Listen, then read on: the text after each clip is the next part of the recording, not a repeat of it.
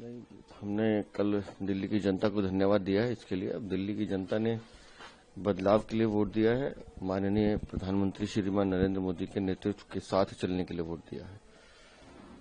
तो अब जो जो हमारे संकल्प पत्र में है उनको पूरा करने के लिए अब काम शुरू करेंगे।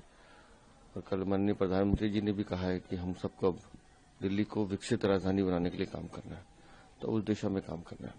सर, आपको क्या लगता है कांग्रेस ने आम आदमी पार्टी की वोट पे डेंट किया है?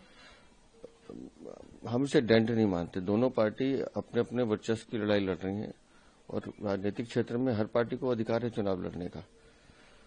अब अगर ऐसे देखा जाए तो आम आदमी पार्टी ही कांग्रेस के सारे वोट लेकर पार्टी बनी थी, तो अब ये उनको तय करना है कि उनको कैसे अपने पैरों पर खड़ा होना है, लेकिन हम तो दोनों पार्टी को शुभकामनाएं दे सकते हैं। तो इंडिया अलायंस का क्या फ्यूचर है, क्या लगता है? क्योंकि आप कांग्रेस इधर लड़ रही है। नहीं, इंडिया अलायंस नाम की कोई चीज बची नहीं है जी। ये हर जगह इनके झगड़े हैं और ये सब लोग स्वार्थवादी लोग हैं जो भ्रष्टाचार में आकंठ डूबे हुए लोग अपनी अपनी सुविधाओं के हिसाब से ये हाथ मिलाते हैं और हाथ झटक लेते हैं।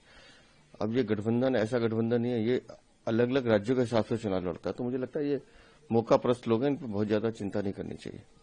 सर, स्वाति मालीवाल ने कल अतिशी जी की कल वीडियो शेयर करी जो सेलिब्रेशन के थे, उसको शेमलेस बताया, क्या कहना है इसका?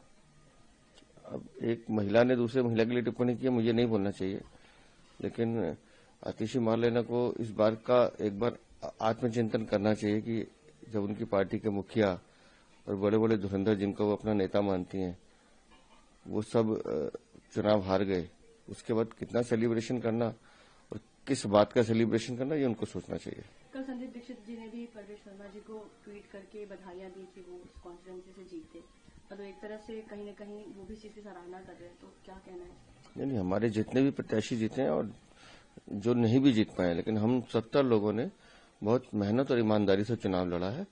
और निस्संदेह राजनीति में इतना शिष्टाचार होना चाहिए कि कोई हारे या कोई जीते, लेकिन आपस में कम्युनिकेशन बंद नहीं होना चाहिए। और क्योंकि सबका लक्ष्य एक ही होना चाहिए कि हम कैसे सोसाइटी और दिल्ली की सेवा कर सकते हैं। सर, लगातार जब भी ऑपोजिशन हारी है और जो सत्ता जीती है उस पर हमेशा ये सवाल उठा है ईवीएम को, बट कल अभी फिलहाल ऐसी कोई बात नहीं आई है, आम आदमी पार्टी की तरफ से कोई ऐसी पीसी नहीं की गई है, सबने अपनी हार स्वीकार करी है, इसमें क्या कहना नहीं, मुझे लगता है सदमे से आने में टाइम लगेगा, एक आध दिन में वो शोर मचाएंगे, उनका स्वभाव है।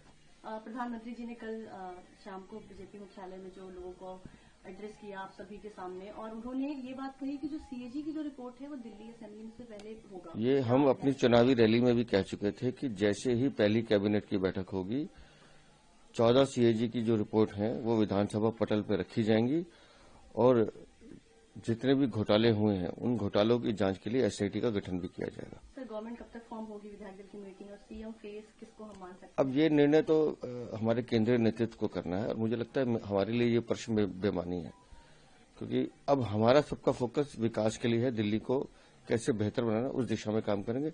ये विषय हमारे उसमें नहीं आता है। Thank you so much. For exclusive and insightful videos, subscribe to our new channel ABP Live Premium.